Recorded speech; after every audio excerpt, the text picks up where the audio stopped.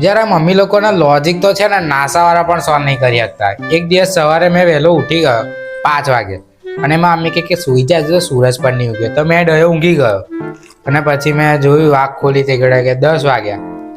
એટલા વારમાં મમ્મીએ બોલવાનું ચાલુ કરી દીધું કે પાડાની જેમ ઊંઘી રહ્યો છે કે આખલા જેવો કે કંઈ ખબર નહીં પડતી કામ ધંધો કરે એવો મોટો ગયડો થયો.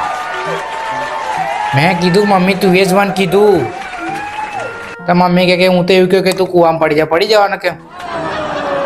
અને એમાં બી અમુક મમ્મીના વાક્ય એવા હોય ને જેમાં ટર્મ્સ એન્ડ કન્ડિશન હોય અને એ બી એમને જ ખબર હોય. અને પાછો એમનો ફેવરેટ ડાયલોગ કયો ખબર? હું કહું ને એ જ કરવાનું. અને એ જે કહેતા હોય ને દર 5 મિનિટમાં બદલાઈ જાય. હવે મને થોડીક વાર પહેલાં કીધું કે જા દુકાને જતા અને થોડોક ઘરનો સામાન લેતા. મેં કીધું સારું લાઈ જતા હું. અને પછી 5 મિનિટમાં ફોન જ આવ્યો, અડધે જ પહોંચ્યું ને ફોન આવ્યો, ઘંટીએથી બાજરીનો લોટ બી લેતા આવજો. હા મમ્મી મેં કીધું આવું.